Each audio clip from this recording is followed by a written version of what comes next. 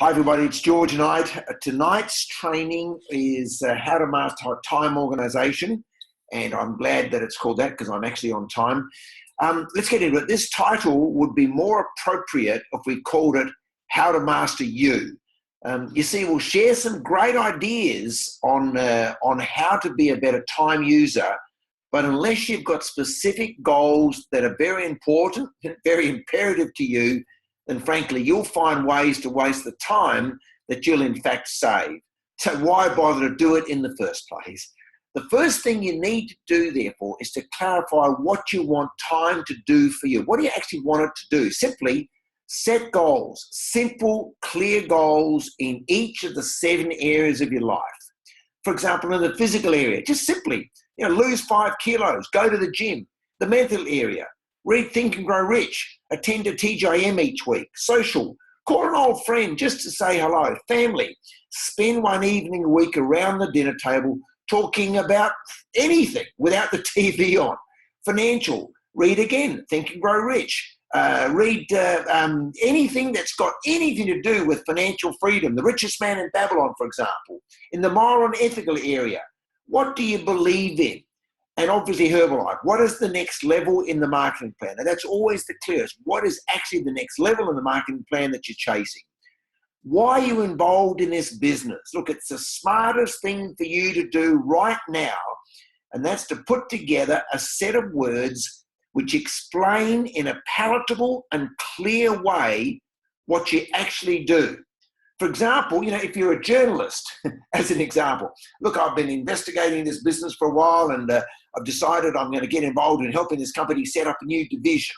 If you're a student, look, I've made a decision that what I want to do is help students like me to be able to make a great financial contribution, whatever it is. If you're a personal trainer and so on and so on, find a way, I know that sounded a bit obtuse there, but find a way that explains your involvement in this business in a way that makes sense for you and is palatable to you. Mastering time organisation requires a 2-pronged approach. 1 is the right attitude, and 2 is the right tactics.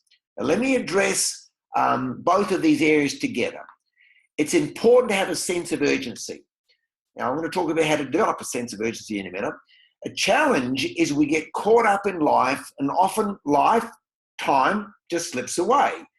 The best way I've found to create a sense of urgency is to ask myself constantly 2 questions. If I keep doing what I'm doing, thinking the way I'm thinking, then where will I be in 5 or 10 years' time? Ask yourself constantly, will this thought, action, idea, or plan help me reach my goals in the best and quickest way possible?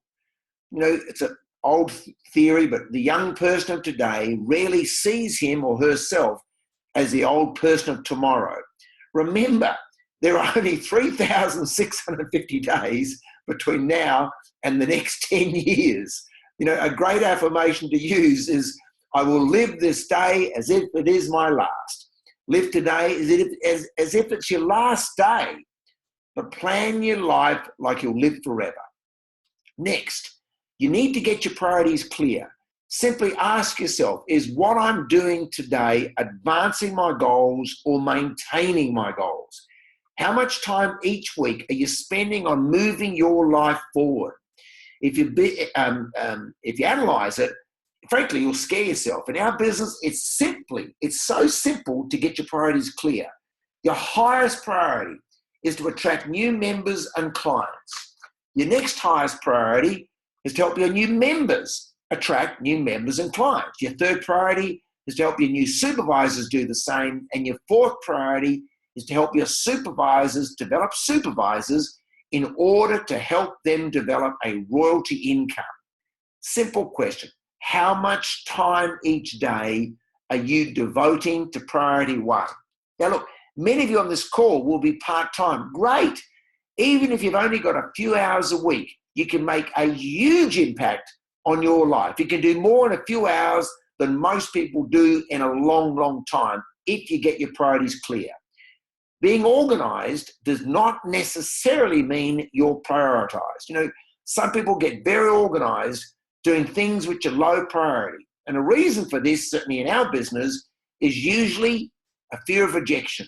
We tend to spread out over years what we can achieve in months because we're afraid of facing the single biggest challenge in this business, rejection.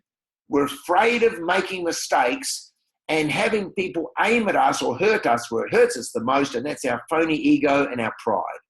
This is why a regular meeting schedule is so important, because you get clear that the main reason to affect any gathering, involve yourself in any gathering or community activity, is for you and your members to attract members and clients. It becomes a habit of success to simply ask yourself every time you're in a meeting, do I have new people in the room? Have I got new prospects in the room? Being committed to a weekly meeting regime. Again, if you're part-time, same thing.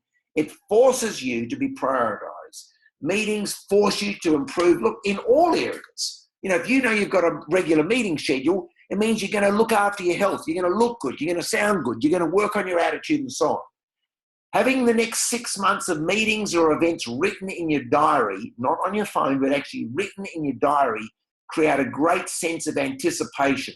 It gives you deadlines. And every time you stretch to meet a deadline or stretch to qualify an event, you grow personally and you tend to become bigger than the fears you've held in the past. The mind of a person expanded to the dimensions of a new idea never returns to its original size. When you get your expectations increased, when you get your attitude stronger, your thinking stronger, frankly, you never go back to the way it was before. And the things which held you back before never hold you back again. I have found that the most important tool to help keep me focused is to write a daily imperative important list. On the left-hand side of your page, there's no more than 5 or 6 things in the beginning which you absolutely have to do today, relative to your highest priorities. That is, the things you need to do which will bring you members or customers. On the right-hand side, just write down sort of your to-do list, and that list can be as long as anything. But it's imperative that things on the left have to be done today, no matter what. As you develop and grow, this list of have to do high priority things will increase. Obviously, there are many, many things that we need to do each day that have nothing to do with moving you to financial freedom, financial security for life. Or are there? If you had financial self-determination, how different would your life be? How free would you feel? If you want a life of choices, then limit your choices now. Pay the price now and spend the rest of your life playing and doing what you want to do. There's a term, pay now and play later. Or frankly, play now and pay for the rest of your life. Procrastination is one of the biggest time thieves you'll have to deal with. Procrastination is simply putting things off that you should do now until later. And the real challenge is it becomes a habit. Procrastination becomes a habit. And frankly, it's a hard habit to break. How do you break a habit? Simply by replacing one habit, in this case a bad habit, with another better habit. And it's too difficult to do this gradually. You need to do this with impact. This is how. Set a specific time to wake up. Do the 3 or 4 or 5 things that are easy to do. Set up a routine. Do not get involved in reviewing emails or Facebook, because in doing this, you start reacting to somebody else's priorities. I've seen people spend their entire life around their computer or around their phone waiting to be impacted by other people's priorities. Spend the first few hours of your working day talking to people about the business or the products.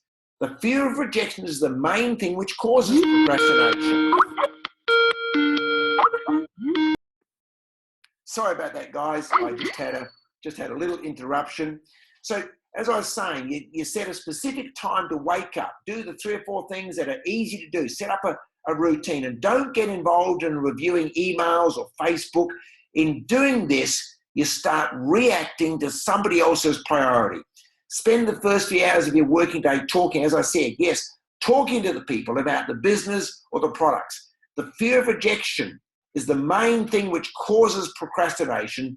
So get the hardest thing out of the way first, which then gives you a feeling of control to get all those other things out of the way.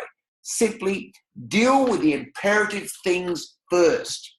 Let me give you a few time organization, time management, life management tips. Spend 80% of your available time on activities which are imperative to your goals of moving through the marketing plan. Next, observe your time traps. The biggest time trap that most of us face right now is social media, a great tool or a great time thief. Try to limit your time on Facebook. A few time slots per day really works. Your family, I know that sounds pretty negative, but your family can be a major distraction. Make sure they understand your goals and dreams, those dreams for them, and engage their support. Help them understand that there's a price to pay for success. Make deals with family. Set up times to do special things with them and let them share in your success. Remember, work expands in proportion to the time allotted to its completion. If you've got a long time to complete a task, you'll take a long time. If you've got a short time, you'll take a short time. Give everything you do a deadline, and you can achieve more in the next year than you've achieved in the last decade. Expecting great results with little input is a big challenge. The only people I know who have truly mastered time are those who are working so damn hard that they were forced to learn how to work smart. And finally, look, the final secret, it's this. When you want something so bad, so much, when you desire your dream so strongly, then, frankly, you'll do whatever you need to do to make it happen. Is it worth it? Is it worth the price you have to pay? Trust me, guys, it is absolutely worth the price you have to pay. Thanks for being on the call, everybody. See you soon. Bye.